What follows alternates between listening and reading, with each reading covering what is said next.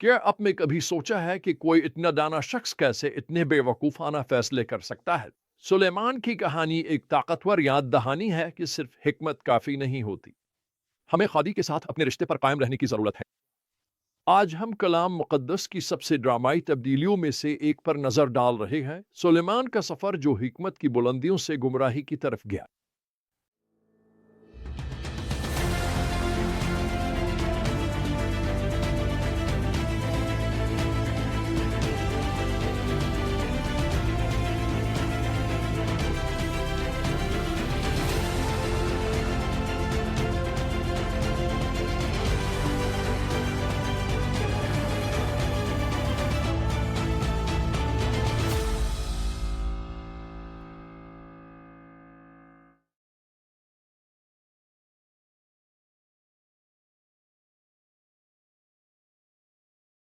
یہ نوجوان سلیمان سے آغاز کرتے ہیں جس نے غزل الغزلات لکھی جو محبت اور شادی کا جشن مناتی ہے۔ اس کی ابتدائی تحریریں جذبات اور شاعری سے بھرپور ہیں جو ہمیں رومانوی محبت میں خدا کا منصوبہ دکھاتی۔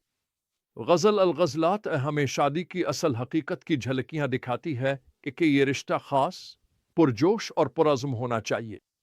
یہ سلیمان اپنی بہترین حالت میں ہے جو محبت کے بارے میں خدا کی سچائی سمجھ اور سکھا رہا ہے۔ پھر ہم زبردست تبدیلی دیکھتے ہیں۔ وائز کی کتاب میں ہمیں ایک مختلف آواز سنائی دیتی ہے جو تھکن اور مایوسی سے بھری ہوئی ہے۔ سلیمان اعلان کرتا ہے سب کچھ بے معنی ہے، ہر چیز بے معنی ہے۔ یہ صرف فلسفیانہ سوچ نہیں ہے، یہ اس شخص کی فریاد ہے جس نے زندگی کی ہر لذت چکھ لی ہو اور اسے خالی پایا ہو۔ اس نے سب کچھ آزمایا، دولت، حکمت، عورتیں، شراب، اور یہ جانا کہ کچھ بھی تسکین نہیں دیتا۔ خدا کے بغیر تبدیلی کا لمحہ ایک سلاطین 11 میں آتا ہے جہاں ہم سلیمان کا المناک زوال دیکھتے ہیں۔ اپنی حکمت کے باوجود اس نے بہت سی غیر ملکی عورتوں سے محبت کی اور اس کی بیویوں نے اس کا دل دوسرے معبودوں کی طرف موڑ دیا۔ وہ شخص جس نے خدا کا ہیکل بنایا آخر کار غیر قوموں کے معبودوں کے لیے اونچی جگہیں بنانے لگا۔ یہ سب کیسے ہوا؟ یہ ایک دم نہیں ہوا بلکہ چھوٹے چھوٹے سمجھوتوں کے سلسلے سے ہوا جنہوں نے اسے خدا سے بہت دور کر دیا۔ اس کہانی کو اتنا اہم بنانے والی بات یہ ہے کہ یہ صرف سلیمان کی نہیں بلکہ ہماری بھی کہانی ہے۔ ہم کو یہ آزمائش پیش آتی ہے کہ ہم اپنی پہلی محبت سے دور ہو جائیں، دوسری چیزیں دل کو اپنی طرف کھینچ لیں۔ خدمت کے شروع میں ایک پادری سے بہت متاثر ہوا جو بائبل کے بہترین اساتذہ میں سے تھے جن سے میں کبھی ملا تھا۔ وہ صحیفوں کو جانتے خوب بیان کر سکتے تھے، لوگ انہیں پسند کرتے، ان کی بات سنتے، ان کے پیغام سے کئی زندگیاں بدلیں۔ لیکن ایک دن میں نے ان کی بیوی کو دفتر میں روتے پایا۔ میں نے پوچھا کیا ہوا، لیکن وہ بات نہیں کرنا چاہتی تھی۔ میں نے ان کے لیے دعا کی۔ جلد ہی پتہ چلا کہ ان کے شوہر کا کسی اور عورت سے تعلق ہے۔ کچھ ہی عرصے بعد انہوں نے بیوی کو چھوڑا اور دوسری عورت سے شادی کی۔ میں دل شکستہ ہوا اور سوچا یہ کیسے ہو گیا؟ وہ خدا کے کلام کو جانتے اور بہت اچھے طریقے سے سکھاتے تھے۔ کاش میں کہہ سکتا یہ واحد موقع تھا جب میں نے ایسا دیکھا ہے، لیکن ایسا نہیں ہے۔